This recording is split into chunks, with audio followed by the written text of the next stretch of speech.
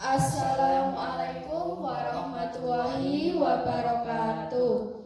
Hai semuanya, selamat datang di podcast SMP Negeri 1 Atabordi. Nah, kali ini berjumpa kembali dalam acara podcast SMP Negeri 1 Atabordi loh. Kira-kira apa sih yang dibahas di podcast kali ini? Oke, sebelumnya di podcast kali ini kita kedatangan tamu yang sangat istimewa dan luar biasa loh. Beliau adalah guru berprestasi dari SMA Negeri 1 Paninggaran. Selamat datang Bapak. Terima kasih Pak sudah menyempatkan datang ke podcast SMP Negeri 1 Atabordi di tengah kesibukan yang Bapak jalani. Pak, bagaimana kabarnya? Alhamdulillah, meskipun itu sudah masuk musim hujan ya, kabar sehat, semangat dan selalu bahagia. Alhamdulillah. Nah, untuk yang di rumah, semoga tetap sehat selalu ya dan jaga kesehatan kalian. Oke? Baik, sebelumnya mari kita berkenalan terlebih dahulu. Ada pepatah mengatakan, tak kenal maka tak sayang. Kami persilahkan narasumber untuk berkenalan terlebih dahulu. Kami persilahkan Pak. Assalamualaikum warahmatullahi wabarakatuh. Nama saya Dahlan. Saya lahir di Pekalongan. Saya tinggal di satu desa di Kecamatan Ngajaran, namanya adalah Desa Terajumas. Naik motor sekitar setengah jam dari sini. Saya ngajar di SMA Negeri 1 Paninggaran sejak tahun 2009. Itu aja ya. Baik, bersama guru kita Bapak Dahlan SPD MED. Baik Pak, pertanyaan selanjutnya. Dari daerah manakah Bapak berasal? Saya dari Desa Terajumas, Kecamatan Kendang Serang. Kita masih satu kabupaten, tetangga kecamatan. Wah, berarti kita masih dalam satu kabupaten ya Pak? Apalagi letak kami di SMP 1 Atabordi lebih dekat dengan Kecamatan Kandang Serang. Apa hobi Bapak dalam sehari-hari? Bicara hobi ya, saya hobi itu banyak sekali. Yang pertama, saya suka membaca buku, dan itu belum lama sih. Saya berharap saya bisa menyukai membaca buku sejak kecil, tapi saya menyukai membaca buku sejak kuliah S1. Kemudian saya suka menulis. Saya punya blog namanya www.dahlantalk.blogspot.com, dan itu saya biasanya mengutarakan ide-ide, gagasan, ungkapan apapun itu kita teruskan di situ. Kemudian saya juga suka traveling. Saya suka jalan-jalan, suka mengunjungi tempat baru, eksplor tempat baru. Kemudian saya suka masak, suka kuliner, dan masih banyak lagi sebenarnya hobinya. Wah, luar biasa. Hobi yang sangat menginspirasi ya Pak ya? Semoga. Sejak kapan Bapak menjalani profesi sebagai guru? Saya menjadi seorang guru sejak tahun 2009. Apakah Bapak sebelumnya memiliki cita-cita sebagai guru? Iya, saya cita-cita itu kan berkembang ya.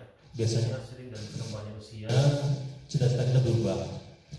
Namun saya masih ingat, saya bercita-cita menjadi guru itu sejak saya SMP. Saya dulu sekolah di SMP Negeri 2 Kendang Serang. Itu cita-cita jadi guru muncul, dan waktu itu memang benar-benar saya hayati banget ya, pengen banget jadi guru. Bukan karena keren doang, tapi karena waktu itu saya berpikir bahwa guru-guru SMP Negeri 2 Kendang Serang kan berasal dari daerah yang jauh. Ada yang dari Salatiga, ada yang dari Brebes, dari kota gitu. Makanya terkadang ada kendala tentang itu. Ada beberapa kali guru tidak masuk sehingga kan siswanya kurang mendapat perhatian ya. Dan saya jiwa pahlawannya muncul gitu. Saya pengen suatu saat menggantikan mereka menjadi guru bahasa Inggris di sekolah ini, saya bilang gitu waktu itu. Dan terkabul. Kira-kira apa sih alasan yang mendasari Bapak hingga saat ini menjadi seorang guru? Selain karena tadi yang saya sampaikan, saya ingin sekali bisa menggantikan Bapak Ibu guru saya yang berasal dari jauh untuk mengajar di SMP Negeri 2 Karang Serang. Saya juga waktu itu terinspirasi dengan fakta bahwa guru-guru biasanya memiliki status sosial yang bagus. Di kampung saya, namanya Desa Tajumas, itu dulu rata-rata guru berasal dari Jawa Tengah sebelah timur, kayak Sragen, Klaten, kemudian dari Wonogiri, dari Solo. Nah, mereka biasanya sering menjadi rujukan ketika ada masalah-masalah di masyarakat. Mereka dijadikan sebagai rujukan, dimintai pendapatnya, dan kayak mereka mendapat tempat yang istimewa di masyarakat. Nah, itu yang menginspirasi saya. Ternyata jadi guru itu kayaknya sekeren itu, dan saya lihat orang-orang yang jadi guru itu kebanyakan pintar ya, bisa mengusahakan berbagai masalah, termasuk masalah-masalah yang ada di lingkungan masyarakat. Itu juga yang jadi inspirasi saya seperti itu. Itu aja. Adakah upaya yang harus dipersiapkan dalam proses mengajar peserta didik? Ketika guru mau mengajar tentu harus dipersiapkan. Yang pertama, menyiapkan apa yang akan diajarkan, kemudian memastikan bahwa peserta didik mereka tahu apa yang akan mereka pelajari.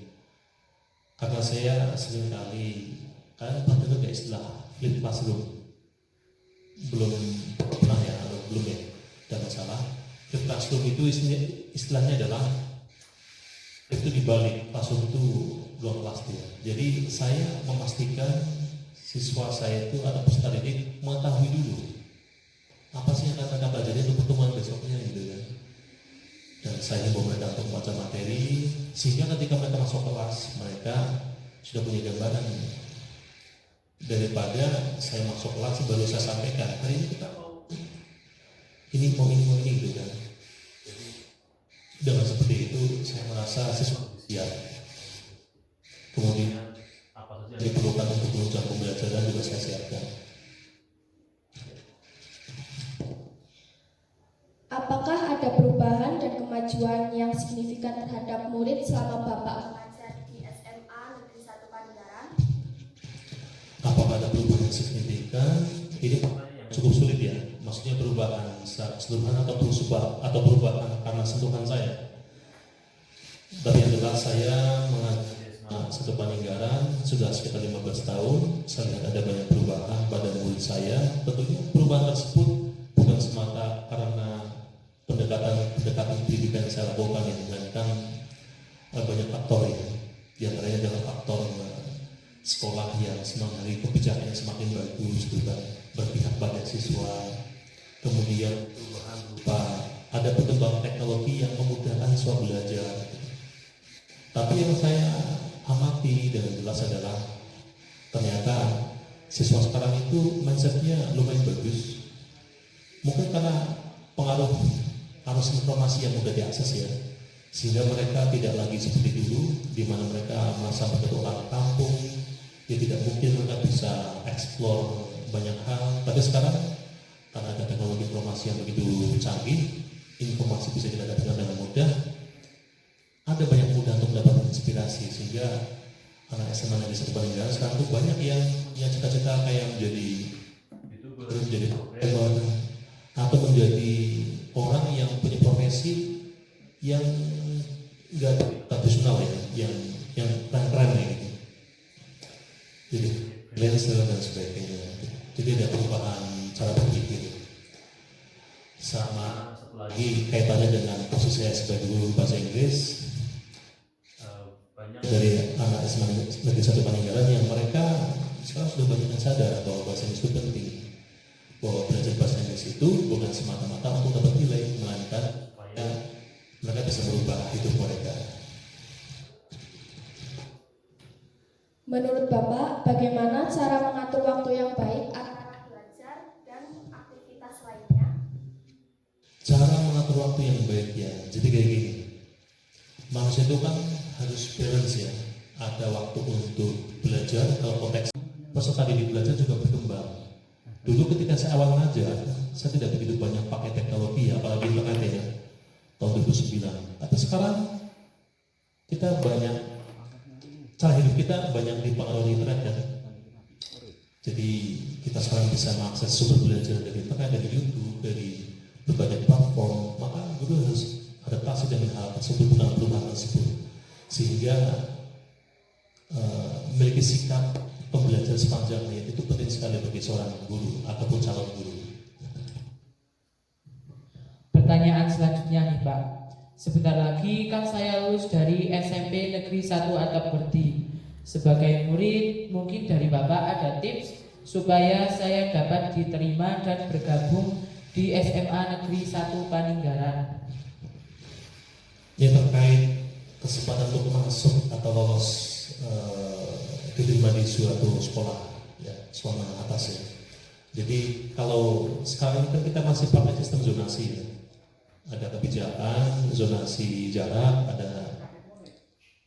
Jadi penerimaan peserta didik baru itu kan ada beberapa pintu ya, menggunakan zonasi jarak, menggunakan prestasi dan sebagainya itu. Nah, coba kalian kalkulasi ya, pertimbangkan. Kira-kira kalau kalian masuk seleksi lewat pintu zonasi jarak, kira-kira persentase diterimanya tinggi atau rendah? Mungkin kalau di Werdi mungkin agak rendah ya, karena dekat dengan teman-teman yang berasal dari desa yang lebih dekat dengan samping kan. Maka dari itu yang perlu kalian lakukan sekarang adalah bagaimana caranya supaya meningkatkan prestasi, karena itu satu-satunya, boleh dikatakan satu-satunya peluang di mana kalian bisa diterima di sekolah di sekolah Paninggaran. Bahkan di sekolah lain juga seperti itu. Kalau kalian berprestasi, nilainya bagus ya, nah, maka itu peluangnya bisa untuk bisa diterima di SMA itu, di SMA yang kalian inginkan. Ngomong-ngomong, kalau boleh tahu, apa saja sih prestasi Bapak sampai saat ini? Ini pertanyaan menarik ya. Saya nggak bisa jawab ya. Nanti kalau misalkan saya jawab apa prestasi, nanti kesannya kayak apa bu ya? Kayak soal gimana ya. Tapi yang jelas prestasi itu adalah penilaian orang lain. Tapi boleh juga sih kalau misalkan saya menganggap beberapa hal dari yang saya lakukan itu adalah sebuah prestasi. Nah, bagi saya prestasi bagi saya yang saya miliki adalah yang pertama, saya memiliki karakter suka belajar. Salah satu prestasi. Karena ternyata tidak semua orang suka dan belajar ya.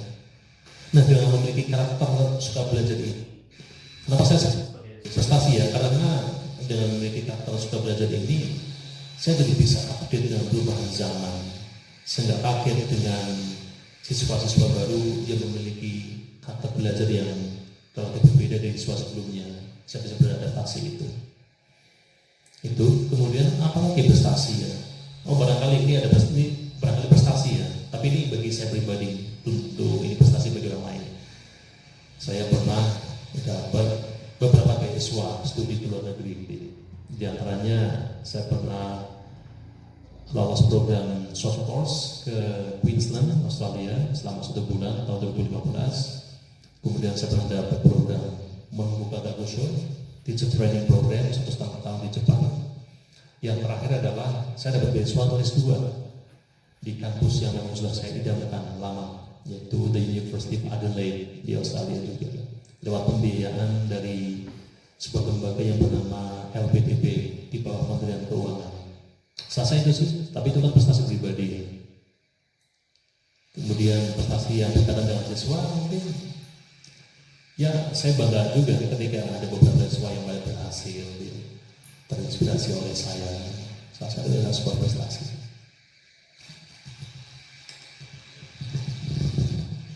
Saya pernah dengar Bapak belajar di luar negeri. Mungkin bisa dijelaskan pengalaman belajar dan mengajar di luar negeri seperti apa dan melalui beasiswa apa, Pak? Pengalaman belajar di luar negeri yang pertama kali sebenarnya itu di Malaysia tahun 2008 ketika saya masih berstatus sebagai mahasiswa 1. Itu tidak lama programnya, pertukaran mahasiswa selama 9 hari di University Pendidikan Sultan Idris Malaysia tahun 2008. Kemudian saya pernah belajar di the University of Southern Queensland di Australia selama 1 bulan. belajar tentang budaya, belajar tentang pedagogi, pembelajaran bahasa Inggris. Kemudian saya pernah belajar di 2 kampus di Jepang. Yang pertama adalah Tohoku University, yang kedua Miyagi Kyoiku Daigaku, untuk belajar tentang budaya bahasa Jepang, kemudian belajar tentang hal yang sifatnya yang berkaitan dengan pendidikan pengajaran bahasa Inggris. Dan di Jepang 1,5 tahun saya juga ngajar di SMA 2 Provinsi Miyagi. Kemudian terakhir saya belajar di University of Adelaide, Australia, dengan jurusan Master of Education atau Magister Pendidikan. Itu pengalaman yang saya miliki. Satu lagi saya ingat, ketika saya ambil short course di Australia, saya pernah punya kesempatan ngajar bahasa Indonesia di sekolah namanya adalah Harristown State School di Queensland. Terus menggunakan bahasa Inggris sebagai bahasa pengantar di kelas-kelas yang kalian ikut itu. Jadi harus memiliki kemampuan untuk berbahasa asing ya, dan belajar dari sekarang. Maka dari itu belajar bahasa Inggris jangan sekedar untuk supaya dapat nilai bagus, karena nilai tidak akan menjadikan kalian bisa berhasil kan? Nilai hanya tertulis di kertas. Yang bisa berdampak pada kehidupan kalian adalah skill kalian. Belajar kemampuan bahasa Inggris kalian secara aktif, secara lisan, itu yang akan berpengaruh. Dan kalau memang benar-benar mampu, jangan cuma bahasa Inggris, bahasa lain juga. Seperti sekarang saya juga sedang tertarik banget ini untuk belajar bahasa Jepang dan bahasa Spanyol. Dan kalian tahu saya belajar pakai apa? Pakai YouTube. YouTube cukup untuk menjadi sumber belajar yang sangat-sangat lengkap sekali. Wah, banyak sekali ya Pak. Pastinya kalau disebutin semua video tidak cukup ya Pak. Ya kurang lebih seperti itu. Nah, ini sangat menginspirasi kita sebagai generasi Z. Sebagai penutup podcast kita hari ini, kalau boleh tahu pengalaman Bapak selain menjadi guru apa saja nih Pak? Terkait profesi, setelah menjadi guru, kebetulan sekarang saya juga ada usaha. Saya jualan palawija, kayak panini, kemudian kapulaga, kemudian cengkeh. Tapi target market saya adalah negara luar. Itu saya sudah rintis sejak setahun yang lalu, dan sekarang sedang proses progres, dan semoga semakin tumbuhnya. Ya karena hobi aja. Karena dengan usaha ini kan saya berinteraksi dengan orang luar, saya menggunakan bahasa Inggris saya. Malah sekarang saya sedang menambah supaya bisa bahasa Jepang, supaya bisa bahasa Spanyol. Semoga dengan nanti saya menguasai bahasa-bahasa itu lebih mudah lagi untuk bisa berinteraksi dengan orang dari berbagai negara gitu. Itu aktivitas saya. Untuk semuanya, terima kasih ya. Terima kasih kami ucapkan kepada beliau Bapak Dahlan SPD MED atau lebih akrab biasa dipanggil Mr. Dahlan, yang sudah menyediakan waktunya di sela-sela kesibukannya yang luar biasa. Untuk podcast pada hari ini di SMPN Negeri 1 Atapordi, meskipun cuaca sedang tidak baik-baik saja, Bapak tetap bersemangat. Terima kasih Bapak, sampai berjumpa kembali di lain kesempatan. Iya, semoga bisa. Dan tentunya jangan lupa like, komen, subscribe channel YouTube SMP Negeri 1 Atapordi, dan jangan lupa nyalakan tombol lonceng atau notifikasinya. Terima kasih semuanya, sampai jumpa di podcast selanjutnya. Tergerak, bergerak, menggerakkan. Terima kasih. Wassalamualaikum